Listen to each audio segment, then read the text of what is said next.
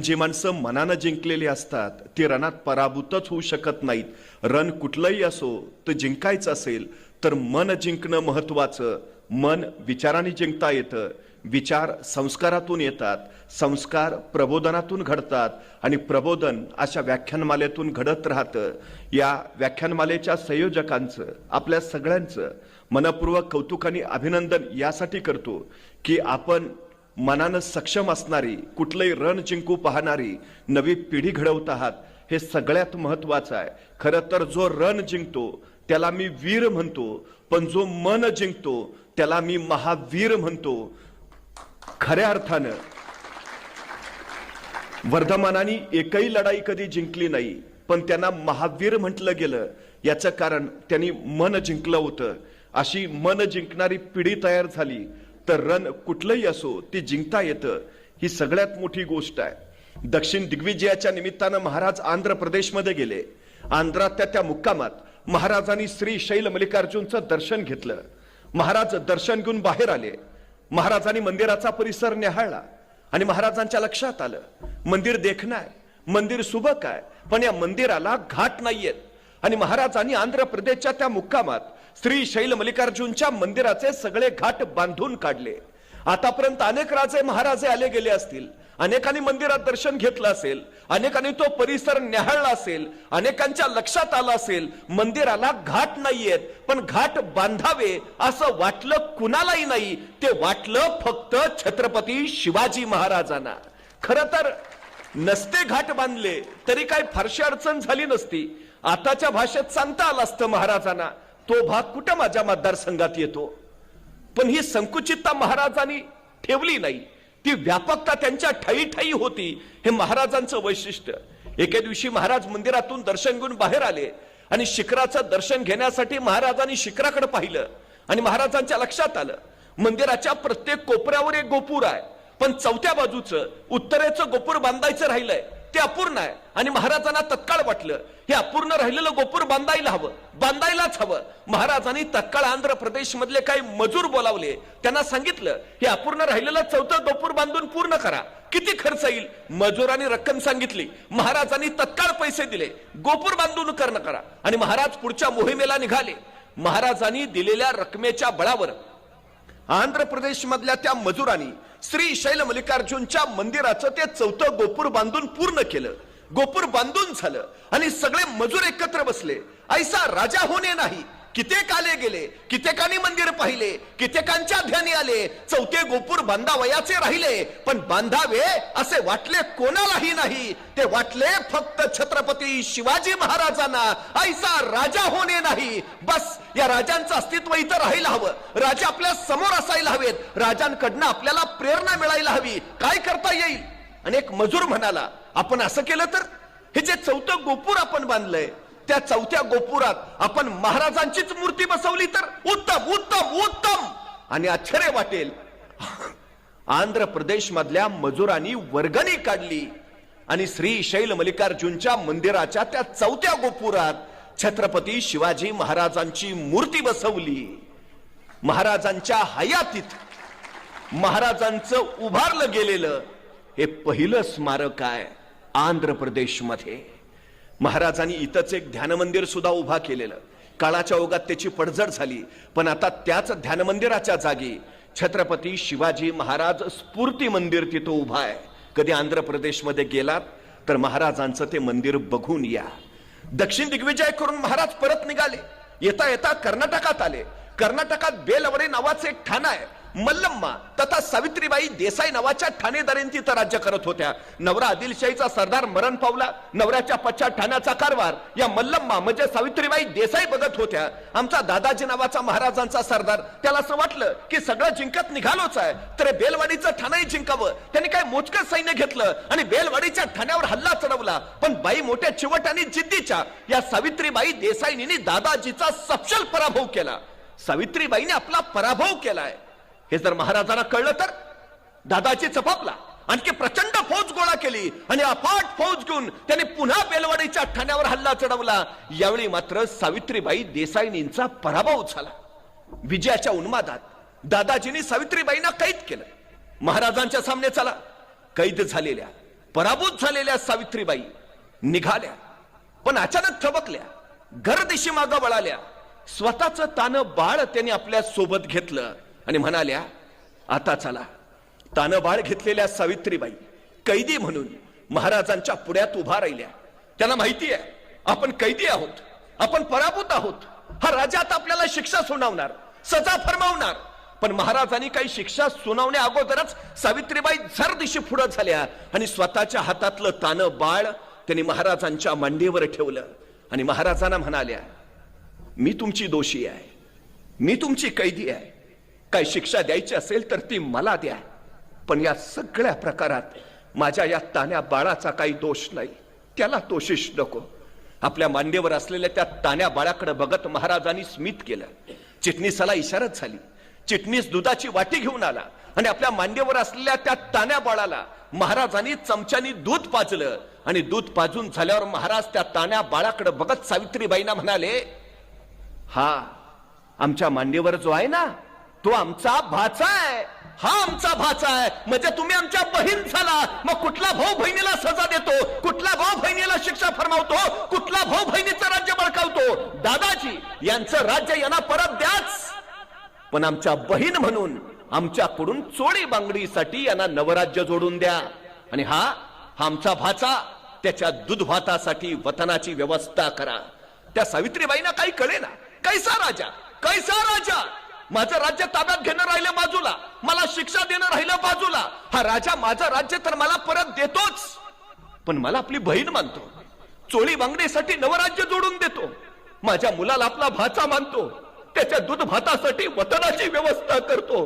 धन्य धन्य ऐसा राजा होणे नाही. या राजांची ही कीर्ती चिरंतन राहायला हवी म्हणून या सावित्रीबाई देसाईंनी या प्रसंगाची 3 दगडी शिल्प तयार केली. म्हणजे महाराज बसलेत, त्यांच्या मांडीवर ते तानं बाळ आहे, महाराज त्याला चमच्यानी दूध पाजतायत आणि शेजारी सावित्रीबाई देसाई उभा आहेत. अशी ती दगडी शिल्प. कधी कर्नाटकात गेलात तर धारवाड नावाचा जिल्हा आहे, त्या धारवाड जिल्ह्यात यादवाड नावाचं गाव आहे. त्या यादवाड गावात एक मारुतीचं मंदिर आहे आणि त्या मारुतीच्या मंदिरात सावित्रीबाई देसाईंनी कोरलेलं छत्रपती शिवाजी महाराजांचं दगडी शिल्प आहे. नव्हे, महाराजांच्या जिवंतपणे महाराजांचं उभारलं गेलेलं हे जगातलं पहिलं मंदिर आहे. ते कर्नाटकातल्या या यादवाड गावात. खर तर महाराजांनी आपल्या स्वराज्यामध्ये नैतिक मूल्यांना प्रचंड मोठं बळ दिलं. आपली प्रत्येक कृती ही नैतिक मूल्यांवरच असली पाहिजे आणि आपण कृतीशील केलेलं नैतिक मूल्य उद्याच्या पिढ्यांसाठी संस्कार म्हणून निर्माण झाला पाहिजे, याच्याकडे महाराजांचा कटाक्ष होता. राजकारण हे अर्थकारणावर चालतं, पण महाराजांचं राजकारण हे नैतिक मूल्यांवरच चाललेलं आपल्याला वारंवार दिसतं. ही सगळ्यात आणि सगळ्यात महत्वाची गोष्ट आहे. महाराजांनी सांगितलं, शेतकऱ्याच्या भाजीच्या देठालाही हात लावायचा नाही. आपल्या सैनिकांना सक्त आदेश होता, पण कुठल्या शेतकऱ्यांच्या? आपल्या राज्यातल्याच. आपल्या राज्यातल्या शेतकऱ्यांच्या भाजीच्या देठाला तर हात लावायचा नाहीच, पण शत्रू राज्यात असाल, शत्रू राज्यातल्या शेतकऱ्यांच्या भाजीच्या देठालाही हात लावायचा नाही. फक्त आपल्याच नव्हे, शत्रू राज्यातल्या शेतकऱ्यांची काळजी घेणारा हा पहिला राजा आहे. महाराजांनी दुसरा सक्त नियम बनवला, बाई माणसास धक्का लागता कामा नये.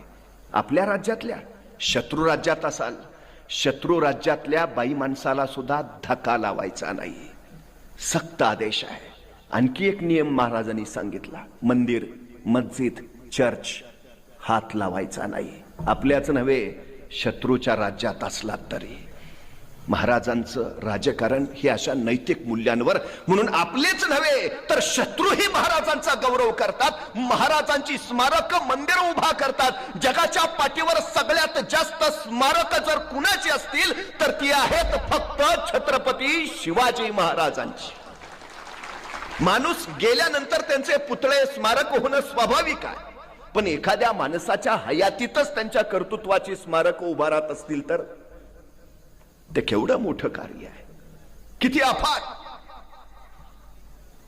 खर तर 350 वर्षापूर्वी महाराजांनी राज्य उभा केलं, पण राज्य उभा करतानाच महाराजांनी पहिला विचार केला, एक राज्य उभा करणं सोपं आहे, पण उभारलेलं राज्य टिकवणं ते कठीण, पण तितकंच महत्वाचं. या भूमीत राज्य नव्हती असं नाही. देवगिरीचं साम्राज्य होतं विजयी, नगरचं राज्य होतं उद्ध्वस्त. आपण हे राज्य उभा करून कदाचित हे नाही, हे स्वराज्य चिरंतन राहिलं पाहिजे. पण महाराजांनी पहिला विचार जो केला, या स्वराज्याला धोका कुठून, महाराष्ट्राला धोका कुठून. आणि महाराजांच्या लक्षात आलं, महाराष्ट्राला धोका जमिनीवरनं नाही, महाराष्ट्राला धोका समुद्रावरनं आहे. आणि सम्राट चंद्रगुप्तानंतर हिंदुस्थानात स्वतःचं आरमार उभा करणारा पहिला राजा म्हणून आम्हाला छत्रपती शिवाजी महाराजांचं नाव घ्यावं लागतं.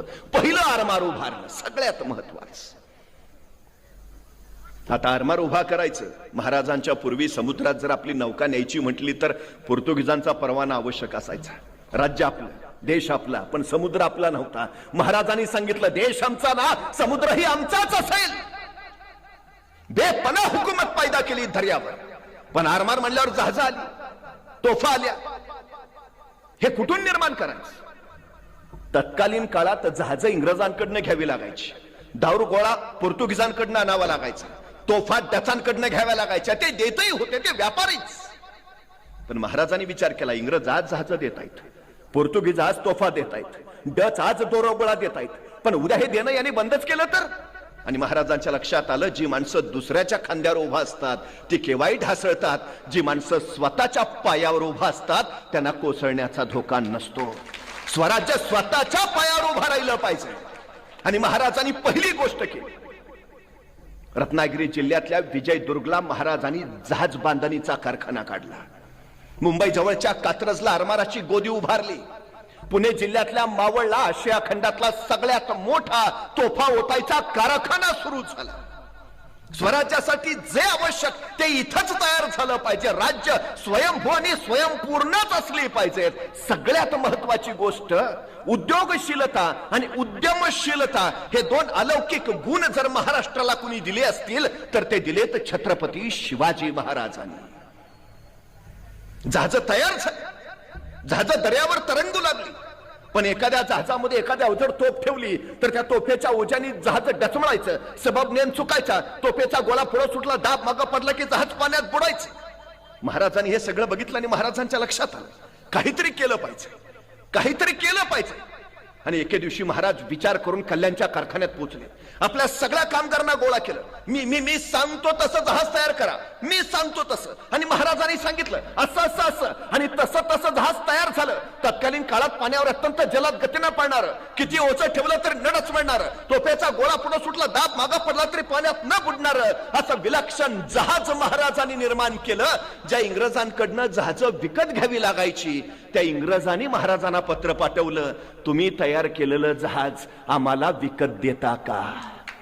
महाराजांनी त्या जहाजाचं नाव ठेवलं संगमरी जहाज तथा संगमेश्वरी जहाज.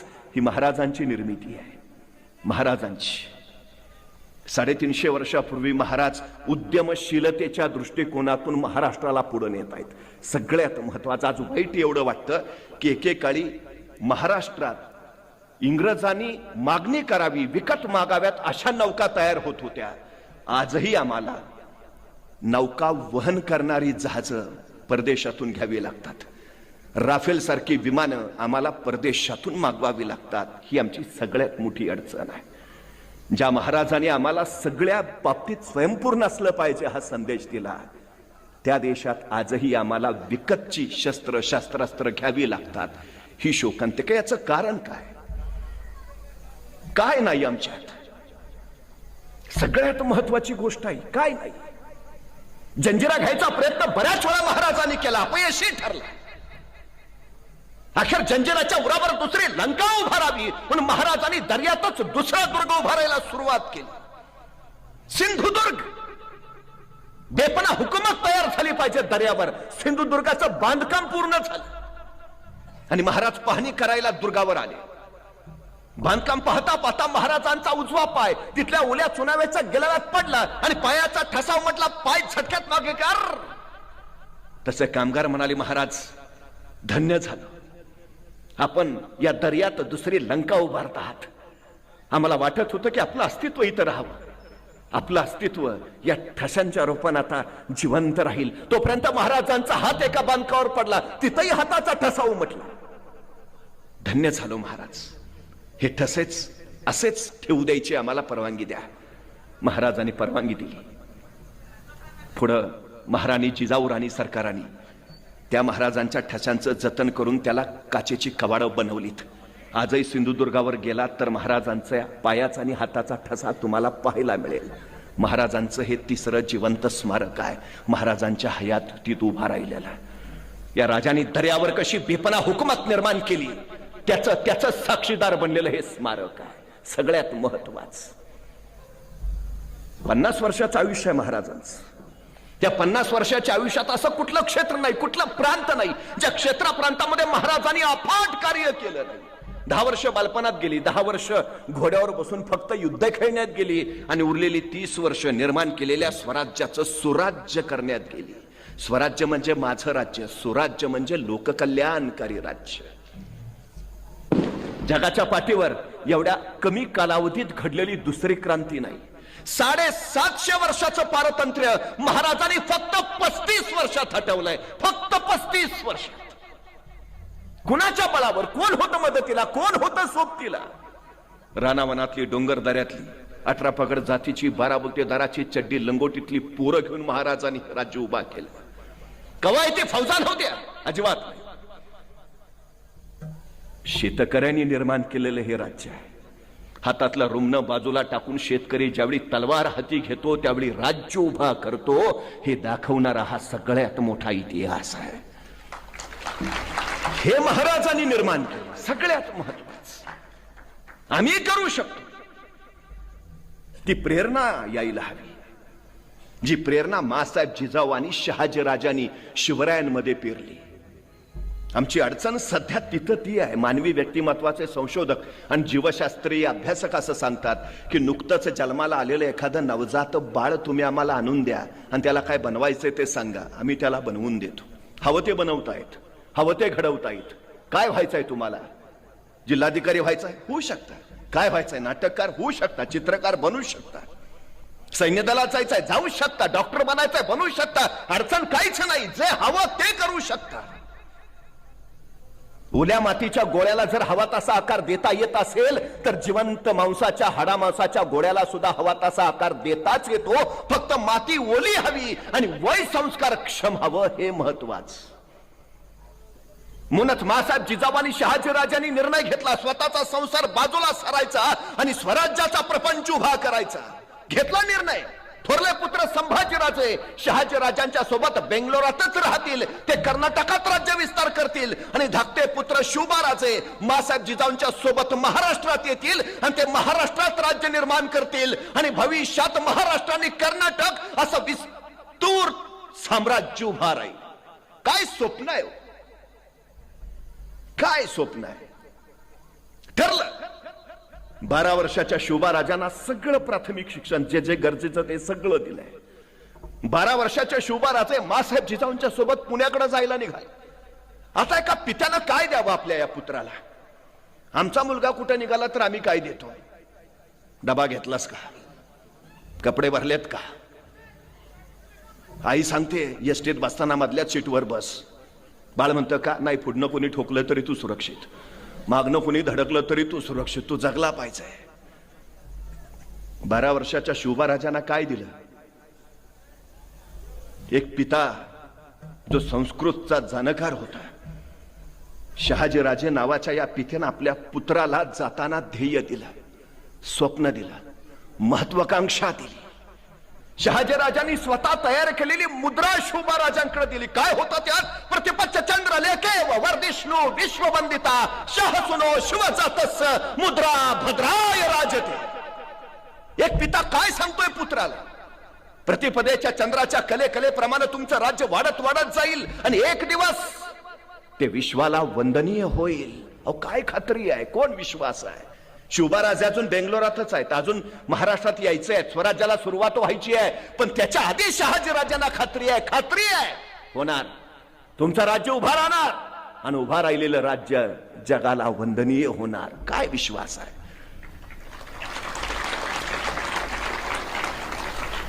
आमच्या पोरांच्या चुका काढण्यापेक्षा त्याचं कौतुक करायची संधी शोधत चला, म्हणजे पोरं इतिहास घडवणारी होतील. सगळ्यात महत्वाची गोष्ट, शहाजीराजांनी विचारलं नाही शिवबाराजांना जमेल का, कराल का, होईल का. विषयच नाही, जमणारच, तुमचं राज्य उभा राहणारच, कोण खात्री आहे, हा विश्वास द्या. सगळ्यात महत्वाची गोष्ट. आमच्याकडे अडचण काय माहिती आहे, आमच्यानं काही जगा वेगळं करायचं म्हटलं तर 50 प्रश्न घरातलेच विचारतात. जमणार आहे का, होणार आहे का, कुणी केलंय का, कुणी सांगितलंय, चाललंय ती नीट नाही का. आणि एखादा तरी हट्टाला पेटला, आम्ही काय वेडे म्हणून सांगतोय का, गाढवा तुला कळत नाही का, संपला विषय. तुम्हाला माहिती आहे, आपल्या मुलाला गाढवा म्हणताना महाराष्ट्रातल्या 65च्या 65 घाट रस्त्यांचे शोध गाढवानीच लावलेत. त्याच्यात तो अलौकिक गुण आहे. पूर्वी महाराजांच्या काळात गाढवाच्या काळात घंटा बांधायचे आणि त्याला डोंगरात सोडून द्यायचे, आणि मग मावळे घंटेच्या आवाजावर मागं मागं जायचे. गाढव अत्यंत जवळचा मार्ग शोधून काढतं, त्याच्यात तो अलौकिक गुण आहे. मग आमच्या मुलाला गाढव म्हणताना त्याच्यात सुद्धा असा काहीतरी एखादा अलौकिक गुण असेल ना, की ज्याच्या बळावर तो इतिहास घडवेल. आहे हो. प्रेरणा महत्वाची आहे, प्रोत्साहन महत्वाचं आहे, कौतुक महत्वाचं आहे, जे शहाजी राजांनी केलं. आणखी काय दिलं शिवबाराजांना, छोटं मंत्रिमंडळ दिलं. उद्या तुम्हाला तुमचं असं स्वतःचं मंत्रिमंडळ उभा करायचं आहे, कोण खात्री आहे. आणखी काय दिलं, भगवा ध्वज दिला आणि सांगितलं शिवबाराजे, उद्याच्या उभा राहणाऱ्या तुमच्या स्वराज्याचा हा भगवा दौलत ध्वज असू द्या. पण ध्यानी घ्या शिवबाराजे, हा भगवा पेलणं कुणालाही शक्य होत नाही. मनगटात रग आणि छातीत धग असावी लागते, कारण हा भगवा साधा नाही. हा भगवा प्रभू श्री रामचंद्रांचा, हा भगवा भगवान श्रीकृष्णांचा, हा भगवा रामकृष्ण हरी म्हणत वारीला जाणाऱ्या वारकऱ्यांचा, हा भगवा हर हर महादेव म्हणत रणांगणावर कोसळणाऱ्या धारकऱ्यांचा, हा भगवा शौर्याचा, भगवा पराक्रमाचा, भगवा त्यागाचा, भगवा समर्पणाचा. राजे, हा भगवा भगवा फडकत राहू द्या. काय ध्येय आहे. त्याच वेळी पित्यानं समर्पणाची जाणीव करून दिली, त्यागाची जाणीव करून दिली. शहाजीराजांनी स्पष्टपणे सांगितलं, जे करू पाहत आहात ते सोपं नाही. शौर्य गाजवावं लागेल, पराक्रम दाखवावा लागेल, त्याग करावा लागेल, समर्पण द्यावं लागेल, तेव्हा हे सारं सिद्धीस जाईल. आमच्या पोरांना सांगावं, कुठल्याही क्षेत्रात असू देतो, त्या क्षेत्रात शौर्य गाजवावं लागेल, पराक्रम दाखवावा लागेल, स्वतःला विसरून स्वतःचं मी पण त्यागून झोकून द्यावं लागेल, समर्पण करावं लागेल, तेव्हा विश्व उभा राहील. केवढा मोठा संस्कार केलाय शहाजीराजांनी. ते घेऊन आलेत शहाजीराजे. सगळ्यात महत्वाचं काही नाही सोबत. ज्या पुण्यात आले तिथं तरी काय, गाढवाचा नांगर फिरवलेला, सगळी भूमी उजाड केलेली, अशा ठिकाणी आल्यात. राज्य करायचं आहे, जहागिरी चालवायची आहे, काही नाही. पण असं म्हटलं का महाराज आता काहीच नाही, कसं काय करायचं. सैन्य होतं महाराजांकडं, शस्त्र होती, तोफा होत्या, काय काय होतं, काय काही नाही. तरी शून्यातनं विश्व उभा केलं महाराजांनी. सगळ्यात महत्वाची गोष्ट आहे, हाताशी काही नसताना राज्य उभा करणारे राजे म्हणून आम्ही महाराजांचा उल्लेख करतो. आमच्याकडे मात्र सगळं रेडीमेड तयार आहे, तरी आमच्या हातनं काही होत नाही. म्हणजे एखाद्याला ढाल द्यावी, तलवार द्यावी, एवढंच काय त्याला घोड्यावर नेऊन बसवावा, त्याच्या पुढे जाऊन त्याला रणांगणात नेऊन सोडावा आणि मग म्हणावं, लेका आता तरी लढ, तरी पट्ट्या निवांतच. अरे लढकी, तो लढू कसा, एका हातात ढाल आहे, दुसऱ्या हातात तलवार आहे, दोन्ही हात एंगेज आहेत, लढणार कसा. अरे मग निदान पळून तरी जा, पळू तरी कसा, घोड्यावर बसलोय दिसत नाही वे, चो बाजूनी अडचण आहे. मुंगी बघितली, मुंगी मुंगी मुंगी मुंगी केवढीशी, तिचं डोकं केवढस, डोक्यातला मेंदू केवढासा, तरी पण त्या मुंगीला बरोबर कळतं कुठल्या गावातल्या कितव्या आळीतल्या, कितव्या घरातल्या, कितव्या खोलीतल्या, कितव्या कपाटावरचा, कितव्या फळीवर किती नंबरचा साखरेचा डबा आहे. सांगावं नाही लागत, रस्ता दाखवावं नाही लागत. मुंगी कणभरच असते, मनभर साखर फस्त करते. मराठे सुद्धा कणभरच होते, पण मनभर मोगल उद्ध्वस्त केले ते या निश्चयाच्या आणि निर्धाराच्या बळावर. हवं ते मिळवता येतं, हवं ते कमवता येतं, फक्त निश्चय आणि निर्धार या दोन गोष्टी फार महत्वाच्या आहेत. सांगा आमच्या पोरांना एकदा ध्येय ठराव, निश्चय कर आणि निर्धारानं कामाला लाग. हे नाही ते नाही करत बसूच नकोस, सुरुवात तर कर मग बघ. आमची अडचण अशी म्हणजे पोरं सुरुवातच करत नाहीत. नाही चाललाय विचार, एखाद्याला मी सहज विचारतो काय चाललंय, नाही चाललंय ना, आणि नाही झालं तर बघू पप्पा म्हणलेत माझ्या जागेवर चिटकावतो. चिटक काय ध्येय काय आहे, काय दिलंय महाराजांकडे, काय नाही हो, काही नाही दिलं, ना सैन्य ना तोफा ना शस्त्र आणि राज्य उभा करायचं. काय आवश्यक आहे. ॲबे करे नावाचा एक फ्रेंच प्रवासी कोकणात उतरला. त्याला राजापूरच्या बंदरात जायचं होतं, पण महाराजांच्या कार्यालयातनं परवाना घेतल्याशिवाय त्याला पुढे जाताच येणार नव्हतं. तो महाराजांच्या कार्यालयात आला, राजापूरला जायचा परवाना तयार होतोय, पण हा ॲबे करे मुळातच जिज्ञासू. म्हणजे खरं सांगू, तुमचा माझा अभ्यास जेवढा आपण केला नाही ना तेवढा परकीयांनी केलाय.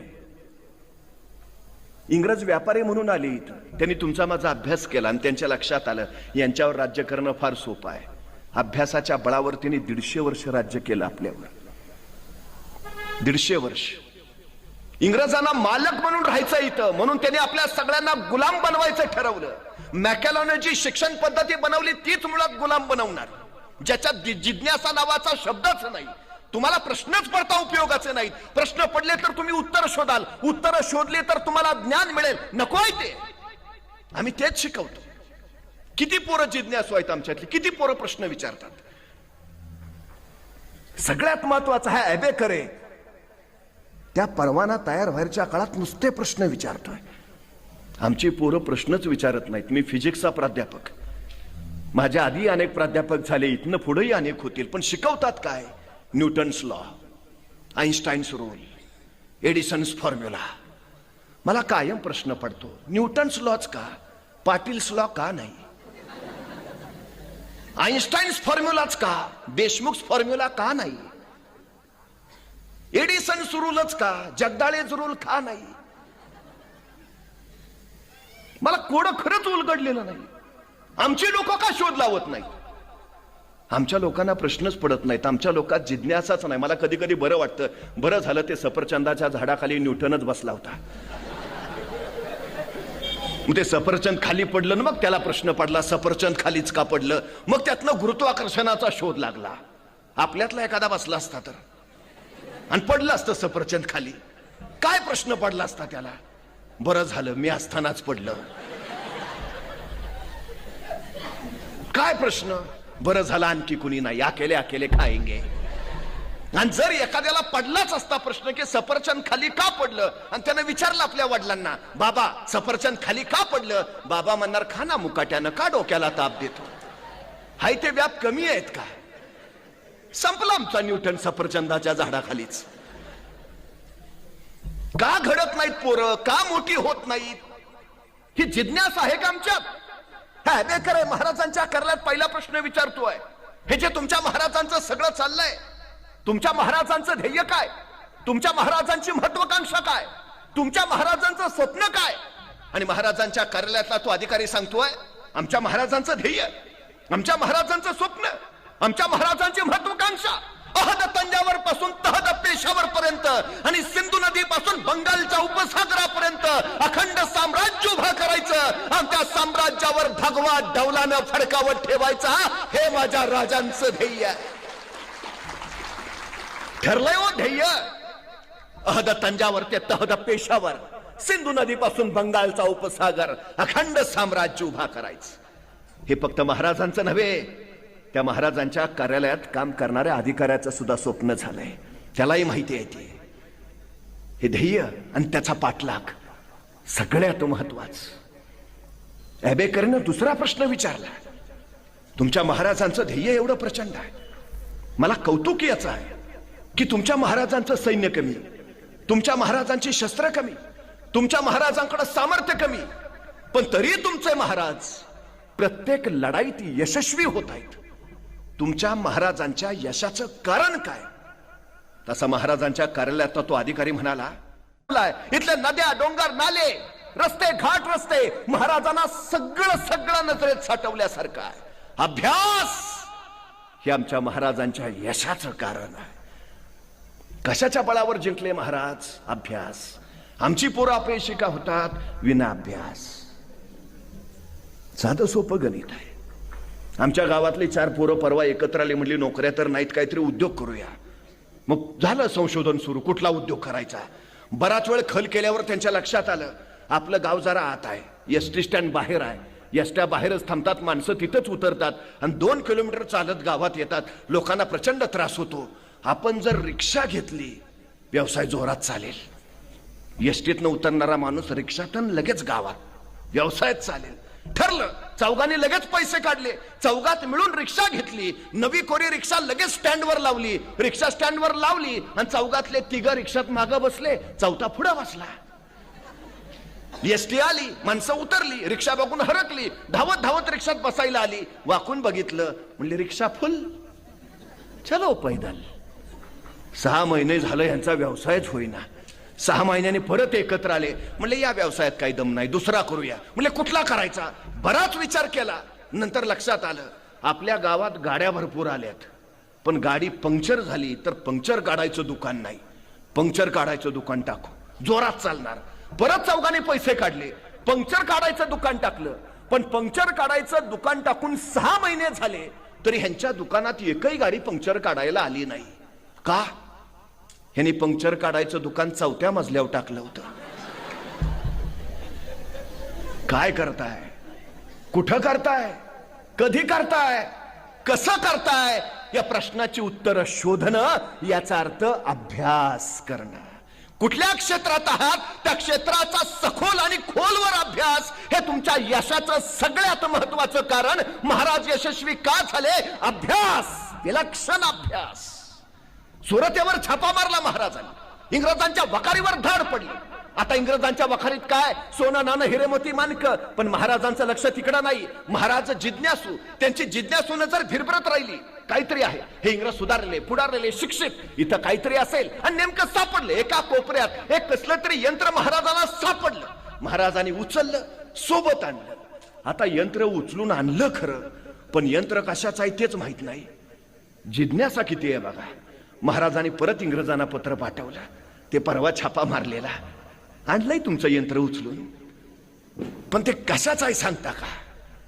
नाही सांगितलं इंग्रजांनी, नाही सांगितलं. महाराजांनी स्वतः शोध घेतला, हे यंत्र कशाचं कशाचं, आणि महाराजांना कळालं हे छपाई करायचं यंत्र आहे. उत्तम उत्तम उत्तम. छपाई करता येईल, ग्रंथ छापता येतील, ज्ञान प्रवाहित करता येईल. अभ्यास व्हायला हवा, ज्ञान झिरपायला हवं, ग्रंथ हवेत. हे छपाई यंत्र चालू झालं पाहिजे, चालूच झालं पाहिजे. महाराजांनी पुन्हा इंग्रजांना पत्र पाठवलं. ते छपाई यंत्र चालवणारा कोणी माणूस पाठवता का? नाही पाठवला इंग्रजांनी. जेवढा काळ महाराज सुरतमध्ये होते तेवढा काळ त्यांनी ते यंत्र चालू करायचा प्रयत्न केला, झालं नाही. शेवटी महाराज सुरतवरनं निघाले. निघताना महाराजांनी ते छपाई यंत्र सुरतेच्या भीमजी पारेख नावाच्या माणसाला दिले आणि सांगितलं छपाई यंत्र सुरू करा, छपाई कला सुरू करा. महाराज पुढे महाराष्ट्रात आले, पण महाराजांनी दिलेलं ते यंत्र भीमजी पारेखनी चालू केलं आणि हिंदुस्थानातला पहिला छापखाना सुरतमध्ये सुरू झाला, ज्याचं नाव होतं श्री शिवाजी छापखाना. म्हणजे हिंदुस्थानच्या छपाई कलेचे जनक म्हणून सुद्धा आम्हाला महाराजांकडे बघावं लागतं. 350 वर्षापूर्वी महाराजांचा काळ किती धामधुमीचा आहे. पण या धामधुमीच्या काळात सुद्धा महाराजांनी किती ग्रंथ तयार करून घेतले असतील. संकर्षण सकळकडे नावाचा लेखक त्यांच्या पदरी आहे, पंडित आहे. त्याला सांगितलं ग्रंथ लिही. गनिमी काव्याच्या युद्धतंत्रावर महाराजांनी त्याच्याकडनं ग्रंथ लिहून घेतलाय. महाराजांनी चरित्र स्वराज्याचं या संकर्षण सकळकडेकडनं लिहून घेतलंय. त्याच्याही पेक्षा अमात्य बोलू रघुनाथ पंडितम करूची राजव्यवहार कोशम, मराठीतला पहिला शब्दकोश आहे हा राजव्यवहार कोश महाराजांनी तयार करून घेतलाय. रयतेच्याच भाषेत कारभार चालला पाहिजे. सगळ्यात महत्वाचा ग्रंथ, सगळ्यात बाळकृष्ण ज्योतिषी संगमेश्वर यांच्याकडनं खगोलशास्त्रावर ग्रंथ निर्माण करून घेतलाय महाराजांनी. गोविंद भट्ट बर्वे राज्याभिषेक प्रयोग नावाचा ग्रंथ लिहून घेतला. गागा भट्ट आलेत राज्याभिषेकाच्या वेळी. महाराज त्यांना म्हणालेत, गागा भट्टजी, आद्य शंकराचार्य, कुमारेल भट्ट आणि मंडन मिश्र यांचा अद्वैतावर जो वादविवाद झालाय तो ग्रंथरूपाने लिहा.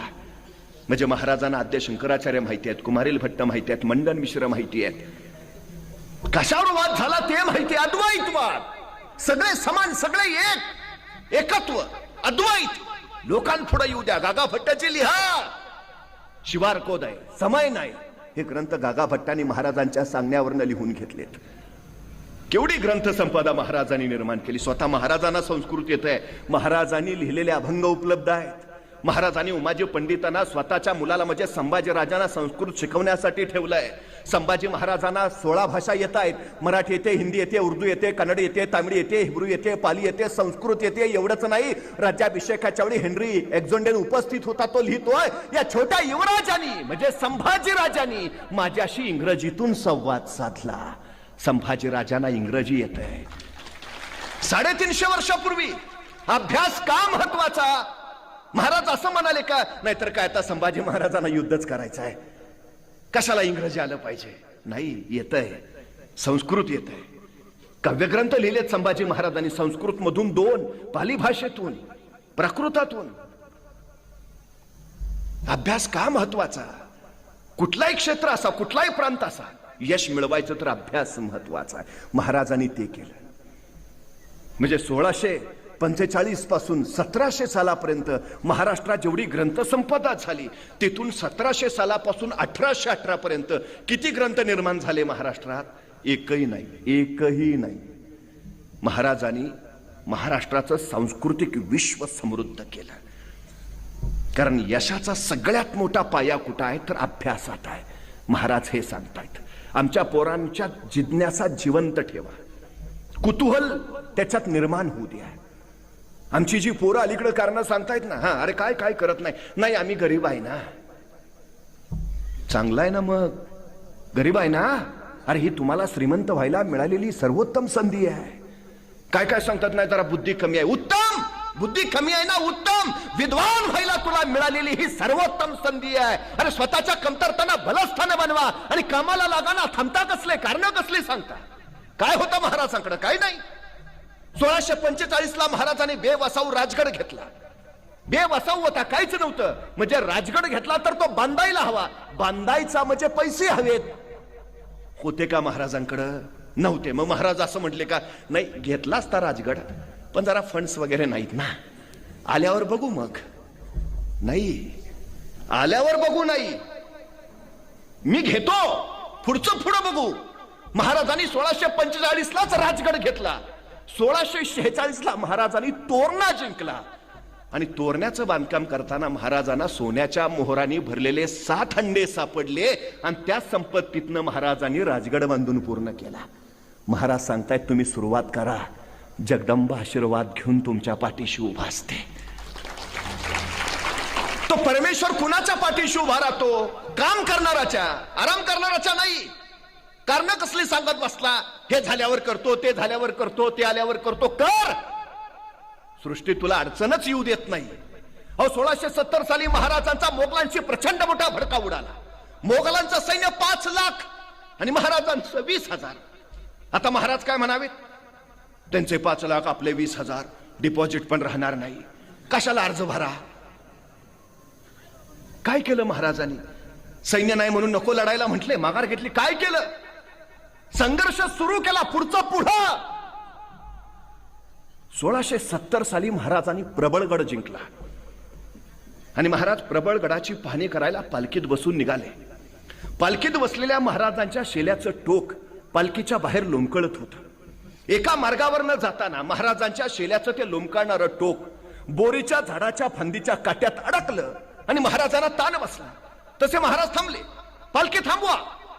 पालखी थांबली आणि महाराज सोबत्यांना म्हणाले, हे बोरीचे झाड आमच्या पुढे जाण्यावर आक्षेप घेते आहे. हे बोरीचे झाड आम्हाला अडवते आहे. हे बोरीचे झाड आम्हाला काही सांगू पाहते आहे. इथे काहीतरी आहे. आहे खना, खना. माणसं कामाला लागली. बोरीच्या झाडाजवळ खणायला सुरुवात झाली. 5-6 फूट गेले. दगडी भिंत लागली. उकरा उकरा. भिंत उकरली. 27 घागरी आणि 4 कढया एवढं सोनं महाराजांना तिथं सापडलं. आणि या 27 घागऱ्यांनी 4 कड्या या सोन्याच्या बळावर, संपत्तीच्या बळावर महाराजांनी मोगलांच्या विरोधातला संघर्ष जिंकला. तुम्ही सुरुवात करा, सृष्टी पाठीशी उभा असते. शून्यात विश्व उभा करणारे महाराज प्रत्येक लढाईत यशस्वी का झाले? थांबले नाही. तो कारण नाही सांगत बसले, हे नाही ते नाही ते नाही हे नाही. आमच्या पोरांना सांगा, कारण नका सांगू, सबब इतर अजिबात नको. पुढं चला, सुरुवात करा. एक जण डोंगराच्या पायथ्याला उभा होता, वेळ रात्रीची. मी म्हणलं का थांबलाय? नाही, वर जायचं आहे. म्हणलं जा ना. मग नाही, अंधार आहे ना. मग मी माझ्या हातातला कंदील त्याला दिला, म्हणलं जा आता. आणि मी आलो निघून. दुसऱ्या दिवशी पहाटे त्या पायथ्याला पोहोचलो तर सद्ग्रस्त तिथंच. मी म्हणलं अरे वा, जाऊन आला वाटतं. नाही, गेलोच नाही. म्हणलं का? अंधार आहे ना. अरे म्हणलं मग कंदील दिला होता ना. हो दिला होता ना, पण त्याचा उजेड फक्त माझ्या पायापुरताच पडतोय, मला किती लांब जायचं आहे. अरे भल्या माणसा, चालायला सुरुवात तर कर, उजेड आपोआप तुझ्या पायाबरोबर येत जाईल. सांगाव आमच्या पोरांना, सुरुवात कर बस, आपोआप आपोआप होत आहे सगळं. ध्येय ठरवा. ध्येयाच्या दृष्टीनं ज्या क्षेत्रात जायचं आहे त्याचा सखोल अभ्यास करा. अभ्यासाच्या बळावर मग तुम्हाला तुमच्या पुढच्या कृतींचं नियोजन करता येईल. तुम्ही काम कसं करता याला महत्व नाही, काम किती करता हेही महत्वाचं नाही. तुम्ही तुमच्या कामाचं नियोजन कसं करता हे फार आणि फार महत्वाचं आहे. 50 वर्षाचं आयुष्य आहे महाराजांचं, पण या 50 वर्षाच्या आयुष्यात एकही घटना अशी नाही, एकही प्रसंग असा नाही की ज्याचं महाराजांनी नियोजन केलं नाही. अहो ते जाऊ द्या, आईच्या गर्भात असतानाच ज्यांच्या आयुष्याचं नियोजन ठरलंय, असे जर कुणी महापुरुष या सृष्टीत जन्माला आले असतील तर छत्रपती शिवाजी महाराजांशिवाय दुसरं नाव नाही. जन्माला यायच्या आधीच ठरलंय. हो का जन्माला यायचं? जन्माला यायच्या आधीच ठरलंय. जन्माला येऊन काय करायचंय? 50 वर्ष एकही घटना नाही, एकही प्रसंग नाही की ज्याचं महाराजांनी नियोजन केलं नाही. एक साधी गोष्ट सांगतो. 10 नोव्हेंबर 1659 महाराजांनी प्रतापगडावर अफजल खानाचा कोतळा बाहेर काढला. अफजल खानाचा कोतळा बाहेर काढायला महाराजांना फक्त 2 मिनिटं लागली. पण या 2 मिनिटाच्या यशस्वीतेसाठी महाराजांनी तब्बल 1 वर्ष नियोजन केलं होतं. तब्बल 1 वर्ष. आईन्स्टाईन असं म्हणतात की मला जर कुणी 1 तासाचं काम करायला सांगितलं तर तासाभराचं ते काम कसं करावं ह्याच्या नियोजनात मी 50 मिनिटं घालवीन, आणि 50 मिनिटाच्या नियोजनाच्या बळावर तासाभराचं ते काम मी फक्त 10 मिनिटात उरकीन. नियोजन तुमचा वेळ वाचवतं, नियोजन तुमची ऊर्जा वाचवतं, नियोजन तुमचे कष्ट वाचवतं. नियोजन फार महत्वाचं. 35 वर्षात 750 वर्षाचं पारतंत्र्य का हटवलं? फक्त नियोजन. भान राखून योजना आखाव्यात आणि बेभान होऊन त्या अंमलात आणाव्यात, हे महाराजांच्या यशाचं सूत्र आहे. सगळ्यात महत्वाची गोष्ट, सगळ्यात. बघा ना, 40,000 फौजनिशी अफजल खान निघाला. महाराज कोणत्या परिस्थितीत आहेत त्यावेळी? महाराजांच्या प्रिय पत्नी सईबाई राणी सरकारांचं निधन झालंय. महाराज विलक्षण दुःखात आहे, आणि या दुःखात असताना महाराजांना निरोप मिळतोय की तुम्हाला जिंदा या मुर्दा पेश करतो, अशी विजापुरात कसम खाऊन अफजल खान येऊ लागलाय. स्वतःच दुःख सावरावं की स्वराज्यावरच हे आलेलं सैतानी संकट आवरावं, बाजूला सरलं दुःख. आणि महाराज निघाले राजगडावर, तर थेट आले प्रतापगडावर. आता प्रतापगड का निवडावा? शेजारी थंड हवेचं महाबळेश्वर आहे म्हणून? भयान आहे, बिकट आहे. केरळ दऱ्याखोऱ्यांचा भयान, कडकपाऱ्यांचा. दिवसा ढवळ्या सूर्य जिथं जमिनीवर पोचत नाही, माणसाची बात सोडा पाकर जिथं फिरकत नाहीत, असा निबिड भयान प्रतापगड. खानाला कळालं राजाने प्रतापगड जवळ केलाय. मोठा चौथाळला खान, मोठी जहरी आणि गहरी चाल टाकली राजाने, पण पर्याय नव्हता. अखेर खान आला. वाईच्या पसरणीच्या घाटात खानाचं सगळं सैन्य पसरलं. महाराजांना कळालं खान 40,000 फौजनिशी वाईच्या पसरणीच्या घाटात. महाराजांनी तयारी चालू केली. सोबत्यानं सांगितलं आपलं सैन्य गोळा करा. माणसं कामाला लागली, सैन्य गोळा झालं. महाराजांनी तानाजींना विचारलं, तान्हा किती झाले? आणि तानाजी म्हणाले, जी 7,500. 7,500. अरे खणाचे 40,000 आहेत. आपले एवढेच. तानाजी खान 40,000 फौजनिशी आहे. महाराज होते नव्हते तेवढे सगळे गोळा करून आणल्यात. रानावनातले डोंगरातले गुरामागचे पण धरून आणल्यात. आपले एवढेच. आपले ह्याच्यापेक्षा वाढूच शकत नाही. आता खानाचे 40,000, आपले 7.5. काय करावं महाराजांनी? माघार घेऊ, परत फिरू. खानाकडे जाऊन मरण्यापेक्षा आपणच आत्महत्या केलेली बरी, असा निराशेचा विचार केला. काय केलं? महाराजांनी पर्याय निर्माण केला. परमेश्वर आपलं एक दार बंद करतो, त्याच वेळी आपल्यासाठी तो इतर 10 दारं उघडी करून ठेवत असतो. जो शोधतो त्याला सापडतात. यशाचं सगळ्यात मोठं सूत्र काय हो? सांगा म्हणजे कळेल, मागा म्हणजे मिळेल, शोधा म्हणजे सापडेल, आणि ठोठवा म्हणजे उघडेल. हे 4 नियम आयुष्यात जमायलाच हवेत. सांगा त्याशिवाय कळणार नाही, मागा त्याशिवाय मिळणार नाही, शोधा त्याशिवाय सापडणार नाही, आणि ठोठवा त्याशिवाय उघडणार नाही. महाराजांना विजय हवाय. महाराजांनी एक पर्याय बंद झाला. आपलं सैन्य वाढू शकत नाही. खानाचे 40,000, आपले 7.5. महाराजांनी सांगितलं ठीक आहे, आपले वाढू शकत नाहीत, आपले वाढवताच येत नाहीत. ठीक आहे तानाजी, आपले वाढवता येत नाहीत ना, मग खानाचे कमी करा. काय पर्याय काढला? आपले वाढवता येत नाहीत ना, खानाचे कमी करा. ते तर करता येईल. पर्याय निर्माण करणं महाराजांच्या यशाचं सगळ्यात महत्वाचं सूत्र आहे. मी नेहमी एक गोष्ट सांगतो. एक राजा होता. त्या राजाच्या समोर 2 कैदी आले. राजानं आरोप ऐकले आणि शिक्षा सुनावली, मरेपर्यंत फाशी. फाशीची शिक्षा ऐकल्याबरोबर एक कैदी तिथंच चक्कर येऊन पडला. दुसरा कैदी मात्र न्यूटन असल्यासारखा विचार करत बसला होता.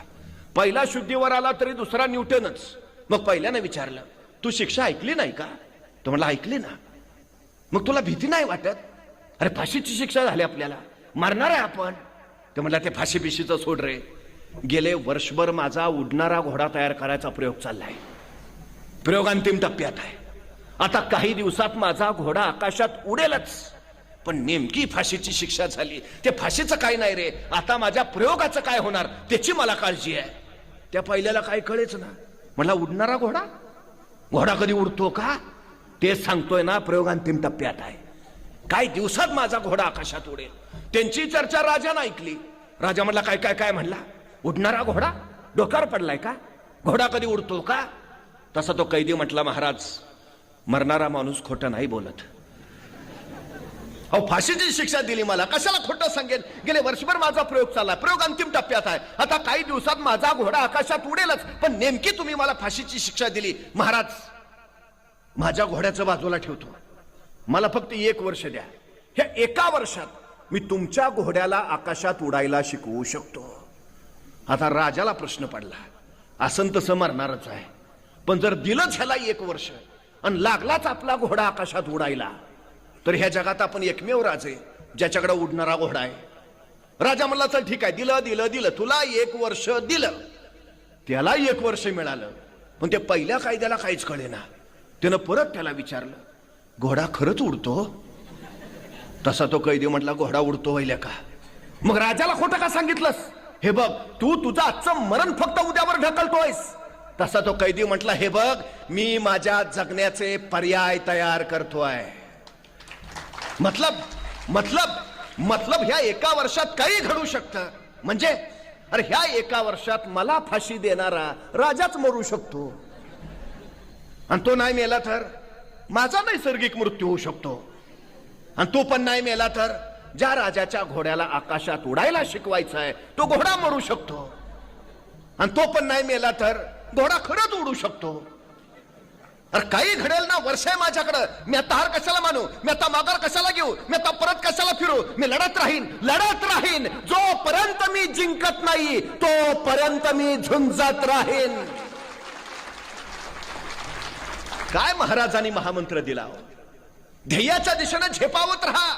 झेपावता येत नाही, उड्या मारत जा. उड्या मारता येत नाही, पळत जा. पळता येत नाही, चालत जा. चालता येत नाही, रांगत जा. रांगता येत नाही, सरपटत जा. पण जा. जोपर्यंत पोचत नाहीस तोपर्यंत पुढे जात राहा. पुढे यश स्वागताला उभा असतं.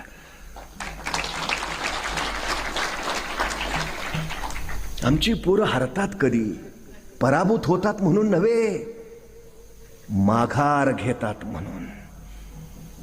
काही होऊ द्या, माघार घेऊ नका.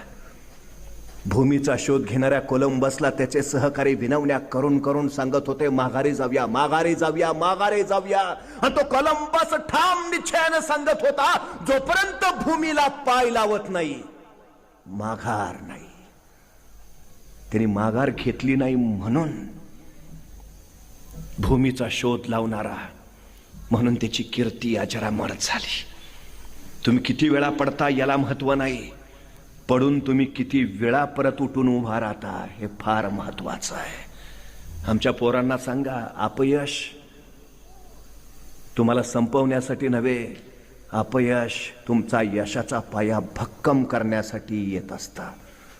तयार हो, तयार हो, तयार हो म्हणून ते सांगत असतं. महाराजांच्या यशाचं कारण आहे पर्याय, आणि तेच केलं. वाईच्या पसरणीच्या घाटात 40,000 सैन्य पसरलं. काय करामत केली मराठ्यांनी? 20,000 उठलंच नाही. 20,000 सैन्य घेऊनच अफजल खान पुढे आला.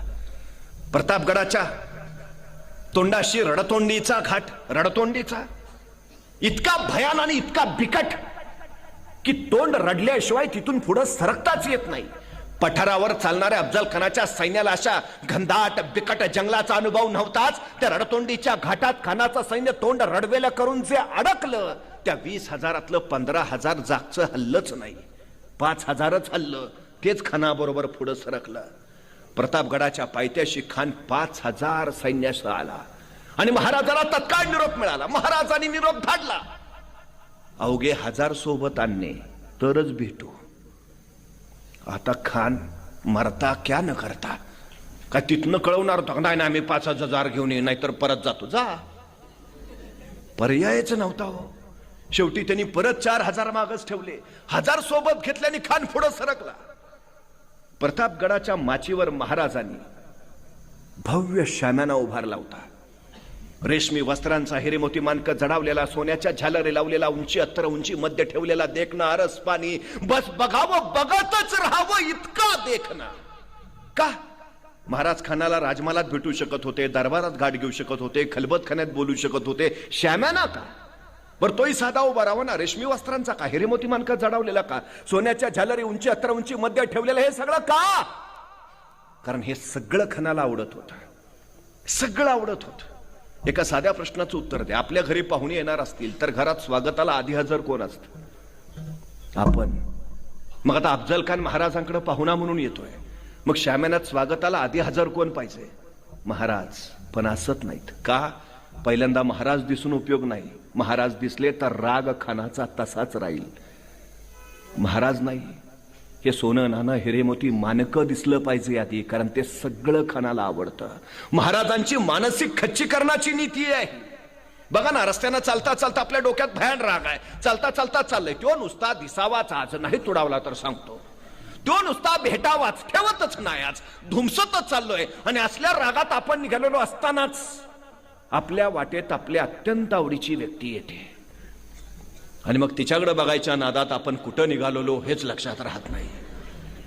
तसंच झालं खानाचं. महाराजांना जिंदा मुर्दा पेश करतो असं म्हणत धुमसतच आलाय. आला शामेरात, बघितलं हिरेमोती मानक, सोनं नाणं, रेशमी अत्तर उंची मध्य, आणि भारावला भारावला, विसरलाच. कशाला आलतो? मानसिक खच्चीकरणाची नीती आहे. महाराजांनी ठरवलं, भेटीचा दिवस ठरला 10 नोव्हेंबर 1659.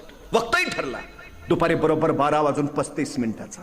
आता 12:35 का? कारण सूर्य बरोबर माथ्यावर येतो. आता सूर्य माथ्यावरच का? राजे गडावरून खाली येणार आहेत, माचीवर खाली शाम्यान आहे. 12:30 सूर्य मध्यातच का? तर राजे गडावरनं निघाले तर सूर्याच्या त्या लक्क प्रकाशात खानाची छावणी हालचाल स्पष्ट दिसावी. पण खानानं जर राजांकडे बघायचं म्हटलं तर सूर्याची किरण त्याच्या डोळ्यात घुसावी, त्याला काही दिसू नये. वक्त बरोबर दुपारी 12:35. काय अभ्यास असेल ना महाराजांचा. तुम्ही कधी रायगडावर गेलात? ज्या दिवशी महाराजांचा राज्याभिषेक होता त्या दिवशी सूर्य रायगडाच्या नगारखान्याच्या बरोबर मध्यातून उगवला होता आणि तो बरोबर महाराजांच्या सिंहासनावर अधिष्ठित झाला होता. गोपाळकृष्ण ज्योतिषी संगमेश्वरांकडनं महाराजांनी खगोलशास्त्रावर ग्रंथ लिहून घेतलाय. काय अभ्यास असेल महाराजांचा. यश मिळवायचंय ना, अभ्यास. ठरलं, वेळ ठरला, दिवस ठरला, महाराज निघाले. आता सोबत कोण घेतलं? तानाजी, बाजी, येसाजी, कोंडाजी, कडतोजी, चला सगळेच येऊ भेटून. कोण होते? एकही नव्हता, एकही नव्हता. मग घेतलं कोण? घेतला जीवा महाला. का? दांडपट्टा चालवतो. हो, पण तोच का? समोर सय्यद बंडा आहे, त्याच्याशी झुंजायचं तर हवा फक्त जीवा. सोबत घेतला संभाजी कावजी कोंढाळकर. का? हत्तीसारखा धिप्पाड आहे, घोडा खांद्यावर घेऊन कर चढतो, बलाढ्याने धिप्पाड. हो, पण तोच का? अफजल खान तसाच आहे ना. आखाड्यात पैलवान उतरवायचेच तरी एकाच घाटाचे असावेत. मग कुस्ती रंगतीये. माणसाची निरख आणि माणसाची पारख शिकावी ती महाराजांकडनं. आणखी 8 अंगरक्षक घेतले आणि महाराज निघाले. चालता चालता महाराजांनी प्रत्येकाला नियोजनानुसार जबाबदारी दिली. जीवा महालांना सांगितलं, जीवा तू आमच्या बरोबर खाली येतोयस, तू आमच्या बरोबर शामण्यात आताही येतोयस, पण आत आल्यावर तू माझ्याकडे बघायचं नाही, तू खानाकडे बघायचं नाही, तू फक्त सय्यद बंडा बघायचा बस. संभाजी गावजेंना सांगितलं, संभाजी तुम्ही माझ्या बरोबर खाली येत आहे, पण तुम्ही शामॅनात आत यायचं नाही, तुम्ही शामॅनाच्या बाहेर. पण बाहेरून तुम्ही माझ्याकडे बघायचं नाही, खानाकडे तर अजिबात नाही. आमच्या दोघांचं आत काय चाललंय तुम्हाला देणं घेणं नाही. पण अफजल खान जर शामॅनातनं जिवंत बाहेर आला तर त्याला जिवंत ठेवायचं नाही. त्यांची जबाबदारी त्याला. प्रत्येकाला जबाबदारी नियोजनानुसार देत महाराज निघाले.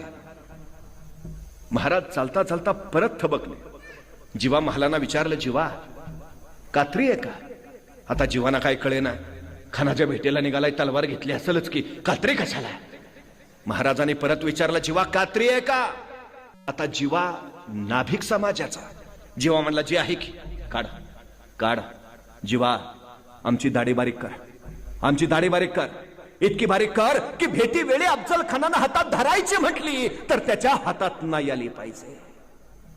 आमच्या व्यवस्थापनाच्या भाषेत त्याला सूक्ष्म नियोजन म्हणतात, मायक्रो प्लॅनिंग. केस ओढल्यावर काय वेदना होतात ते आपल्याला माहिती आहे. भेटी वेळी जर अफजल खानानं अशी काही कृती केली तर तो क्षण आपल्याला कोसळवणारा ठरवू नये म्हणून महाराज आधीच जीवा महालाला सांगतायत, आमची दाढी बारीक कर, इतकी बारीक कर की भेटी वेळी अफजल खानानं हातात धरायची म्हटली तर त्याच्या हातात नाही आली पाहिजे. हे इतकं नियोजन करून महाराज निघाले. 12:30 वाजता गडावरनं निघालेले राजे खानाच्या छावणीच्या बाहेर दुपारी बरोबर 2 वाजता पोहोचले आणि खानाला वर्दी मिळाली. शिवाजी राजे येत आहेत. तसा कान उठून उभा राहिला. समोर पाहिलं, 5-5.5 फूट उंचीचे देखणे रुबाबदार राजे शिवराय आज ते कदम येताना दिसले. तसं खानानं वकिलाला विचारलं, हे शिवाजी राजे? वकिलांनी मान डोलावली.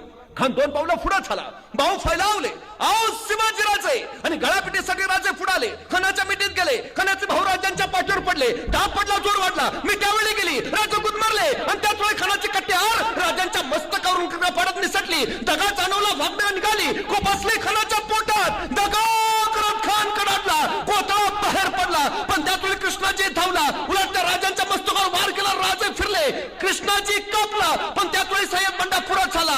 आपला दांडपट्टा महाराजांच्या गर्दनीवर चालवणार. तोच जीवा महालाच्या दांडपट्ट्याने सय्यद बंडाचा हात वरच्यावर छटला आणि इतिहास पुटपुटला. होते जीवाजी म्हणून वाचले शिवाजी.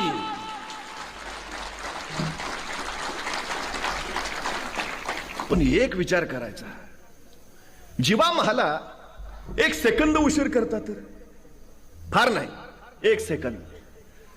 तर जीवा महालाच्या दांडपट्ट्यानी सय्यद बंडाचा हात छटला जायच्या ऐवजी सय्यद बंडाच्या दांडपट्ट्यानी महाराजांचं मस्तक छटलं गेलं असतं. स्वराज्याचा ग्रंथ इथंच आटोपला असता. आणि मग कळतं, या प्रसंगात महाराजांनी जीवा महालाच का घेतला सोबत. याचं उत्तर इथं आहे. मी जाणीवपूर्वक विधान करतो, आपल्या 50 वर्षाच्या कारकिर्दीत महाराजांनी एक चाल पुन्हा नाही वापरली आणि एक माणूस, तोही पुन्हा नवा माणूस आहे. जीवा महाला तुम्हाला प्रतापगडच्या रणसंग्रामात दिसेल, तो पुरंदरावर दिसणार नाही. पुरंदरावर मुरारबाजी, तिथं बाजीप्रभू येणार नाहीत. बाजीप्रभू घोडखिंडीत, तिथं तानाजी असणार नाहीत. तानाजी कोंढाण्यावर, तिथं येसाजी भेटणार नाहीत. येसाजी कर्नाटकात, तिथे नेताजी दिसणार नाहीत. नेताजी आग्र्याला, तिथं सूर्याजी असणार नाही. प्रत्येक प्रसंगात नवा माणूस. खान पडला, नियोजनानुसार असं ठरलं होतं की सगळ्यांनी पहिल्या दिंडीत दरवाजाला पोचायचं. राजे पोचले, पाठपाठ एक अंगरक्षक गोळा झाला. राजांची नजर फिरफिरली. 1 2 3 4 5 6 7 8 9 9 9 जाताना 10 होते. मग एक कोण राहिला माग, एक कोण राहिला माग. अंगरक्षकाने एकमेकावर नजर फिरवली. कुणीतरी अंगरक्षक फुटफुटला. राज संभाजी कावजी दिसत नाहीची. संभाजी तो कुठे थांबला? कोठे थांबला तो? तोपर्यंत संभाजी कावजी पाठीमागून धापा टाकत येताना दिसला. राजाने विचारलं, संभाजी कोठे थांबला होता? कोठे रुकला होता? तसं संभाजी कावजीनं आपला हात वर केला. त्याच्या हातात अफजल खानाचं मस्तक होतं. ही का पाय मागं थांबलो होतो. राजे म्हणले, संभाजी हे आपल्या नियोजनात नव्हतं. हे नव्हतं आपल्या नियोजनात. हे नसतं धाडस का केलं? तसं संभाजी म्हणला, राज तुम्ही खानाच्या पोटात वाघनकं खूप असली, पण म्हटलं मरतय का नाही म्हणून आणलं का आपण. राजे म्हणले, संभाजी जी वाघनक आम्ही खानाच्या पोटात खूप असली त्याला जहरी जालिम विष लावलेलंच होतं. खान ऐसा पैसा वाचणार नव्हताच. मग हे नसतं धाडस का? संभाजी यदा कदाचित तुम्ही खानाचं मस्तक छटत असताना पाठीमागून तुमच्या मस्तकावर कोणी वार केला असता तर काय जबाब दिला असता मी तुमच्या आईना? तुमच्या आई तर म्हणाल्या असत्या, शिवाजी राजांनी स्वतःचा जीव वाचवला, पण माझा लेख मात्र खर्ची घातला नाही. संभाजी एक वेळा अफजल खान नाही मेला तरी चालेल, पण स्वराज्याचा एकही मावळा खर्ची पडता कामा नये. पोटच्या लेकरासारखं प्रेम केलंय महाराजांनी. उगाच नाही ओ माणसं मरायला तयार झाली, उगाच नाही. 2:30 वाजता खान मारला. 2:45 वाजता मराठी सैन्य खानाच्या सणात तुटून पडलं. त्यांचे हत्ती तिथं, घोडे तिथं, उंट्या, समशेरी, तलवारी सगळं तिथंच. अफजल खानाचं सैन्य पाठीला पायलावून पळून सुटलं. आणि हे सगळं हत्ती, घोडे, उंट, शस्त्र सामू सगळं मराठ्यांच्या ताब्यात. महाराजांना आत्मविश्वास किती आहे बघा. एक वेळ तुमच्याकडे काही नसलं तरी चालेल, फक्त आत्मविश्वास हवा. महाराजांना माहितीये आपण खान मारणारच. मारला. महाराजांना हेही माहिती आहे खान येताना 4000 घोडी घेऊन आलाय. भले 2000 घोडी पळून जाण्यात यशस्वी होतील, पण या प्रसंगात आपल्याला 2000 घोडे मिळणारच आहेत. मिळाली. आता घोडी मिळाली, पण त्या घोडी चालवणारे प्रशिक्षित घोडेस्वार हवेत. तर त्या घोड्यांचा उपयोग एखाद्याला विचारावं, गाडी असते ना घरी, घरी मला चालवता येत नाही ना, उपयोग काय तुझ्या गाडीचा? 2000 घोडी मिळाली, पण चालवणारे प्रशिक्षित घोडेस्वार नसतील तर घोड्यांचा उपयोग काय? नियोजन बघा महाराजांचं. 10 नोव्हेंबर 1659 या दिवसाच्या बरोबर 6 महिने आधी महाराजांनी आपल्या 2000 लोकांना घोडेस्वारीचं शिक्षण देऊन प्रशिक्षित करून ठेवलंय. आणि त्यांना सांगितलंय 6 महिन्यानंतर 10 नोव्हेंबरला सायंकाळी 4 वाजता तुम्हाला घोडे मिळणार आहेत, बुकिंग झालेलं आहे. हा असतो आत्मविश्वास. आमच्या पोरांना तो सांगा. जमेल का, होईल का? नाही मिळत यश, जमणारच. हाच तो आत्मविश्वास तुम्हाला यश देतो. सगळ्यात महत्वाची. मला आणखीन एक प्रश्न पडतो की 10 नोव्हेंबरला हे सगळं घडलंय भयानक. 10 नोव्हेंबरला महाराजांनी खान फाडलाय. 10 नोव्हेंबरला जर एवढं सगळं घडलंय तर 11 नोव्हेंबरला महाराज कुठे असतील? शेजारी महाबळेश्वरला. हा, मग काल एवढं टेन्शन होतं. 4 दिवस नको का थंड हवेच्या ठिकाणी जायला? कुठं आहेत महाराज? बघा ना, आमच्या पोरांची नुसती 10वीची परीक्षा उद्या, आता महिनाभर काही सांगायचं नाही. मग हे तर केवढं संकट आहे. कुठं आहेत महाराज? 2:30 वाजता खान मारला. 4-4:30 वाजता मराठी सैन्यानं खानाचं सगळं टिपलं ताब्यात घेतलं. 6:30 वाजता मराठी सैन्य परत शस्त्रसज्ज झालं. 7 वाजता महाराजांनी घोड्यावर मान टाकली. हर हर महादेवचा जागर झाला आणि मराठी सैन्य त्याच दिवशी निघालं रातोरात. बघता बघता वाई प्रांत जिंकला. महाराज सातारा प्रांतात आले. सातारा प्रांत काबीज केला. महाराज वारणा नदीच्या खोऱ्यात पोहोचले. वारणा नदीचं खोरं जिंकलं. महाराज कोल्हापूर प्रांतात आले. कोल्हापूर प्रांत काबीज केला आणि 1 डिसेंबर 1659 महाराजांनी पन्हाळ्यावर भगवा फडकला. म्हणजे उन्यापुऱ्या 20 दिवसात 10 नोव्हेंबर ते 1 डिसेंबर 20 दिवसात 200 किलोमीटर आणि 18 किल्ले एवढा प्रांत महाराजांनी काबीज केला. 35 वर्षात का 750 वर्षाचं पारतंत्र्य हटवलं? त्याचं कारण इथं आहे. विश्रांती माहिती नाही, आराम माहिती नाही. यशाचा सगळ्यात महत्वाचा मार्ग कुठला माहिती आहे? सातत्य. एक वेळ तुमच्यात काही नसू द्या, पण सातत्याने चिकाटीसारखा गुण जर तुमच्यात असेल ना, तर तुम्हाला अशक्य काहीच नाही. पाण्याचा एक थेंब वज्रासारख्या कठीण दगडावर अखंडपणे पडत राहतो आणि एक दिवस तो दगड फुटतो. तो काय पाण्याच्या थेंबाच्या ताकदीने फुटला नाही, सतत सतत सतत सतत पडणाऱ्या त्याच्या सातत्याच्या सामर्थ्यानं तो फुटला. आमच्या पोरांना सांगा, काही कर, सतत कर, सतत ठोके टाक, सतत घाव टाक, एक दिवस तुला जे हवं ते गाठशील. सातत्य. महाराजांच्या यशाचं कारण ते. पन्हाळा घेतला महाराजांनी, आणि पन्हाळा घेतल्यानंतर पन्हाळ्याच्या पायथ्याच्या खेडेगावातली काही तरणीबाण जिगरबाज पोरं महाराजांच्या स्वराज्यात आली. त्यातच एक जण होता शिवा काशीत. दिसायचा हुबहू महाराजांसारखा, चालणं महाराजांसारखं, बोलणं महाराजांसारखं, मिशी ठेवली महाराजांची, दाढी राजांसारखी, सगळे डोक्यात एकच नाद. जगावं तर वाघासारखं आणि लढावं तर शुभांसारखं. दुसरं सुचत नव्हतं काय त्याला. तुम्ही तुमच्या ध्येयाशी जोपर्यंत एकरूप होत नाही ना, असं तोपर्यंत ध्येय नाही गाठता येत. या शिवा काशीदला वाटायचं होतं की मी जणू जणू महाराज. वेगळं नाहीच आहे, ते समर्पण आहे. आणि म्हणूनच नेताजी पालकरनी सिद्धी जोहर बरोबर छापा मारला, पण बळ तोकडं पडलं, पराभव झाला. आणि सिद्धीच्या कैदेत अडकलेल्या महाराजांना कळालं, शक्तीपेक्षा युक्तीचा वापर करायला हवा. त्या दिवशी महाराजांनी बोलावणं धाडलं या हुबहू आपल्यासारख्या दिसणाऱ्या शिवा काशीदला. येता झाला. राजा बोलावणं धाडलंच. हो शिवा, शिवा तू आमच्यासारखा दिसतो असा मी खूप ऐकून आहे. शिवा, आम्हाला प्रत्यक्ष बघायचा. शिवा हरकला. राजा तालोजी झपाट्यानात गेला, राजांचा वेश घातला, राजांचा जिरटोक मस्तर चढवला आणि राजांसारखाच मिशाला पीळ मारित राजांच्या सामने आला. राजा कसा दिसतो जी, आणि बघत राहिले राजे. शिवा, शिवा. अरे आरशात आमचाच प्रतिबिंब आल्याचा भास होतोय शिवा. राज म्हणजे ते सिद्धी बी आम्हाला ओळखायचा नाही. आणि स्तब्ध निस्तब्ध झाले राजे. शिवा, तुला कसं कळलं? तुला कसं कळलं? आम्ही तुला आमचं रूप देऊन सिद्धीच्या भेटीला पाठवणार ते.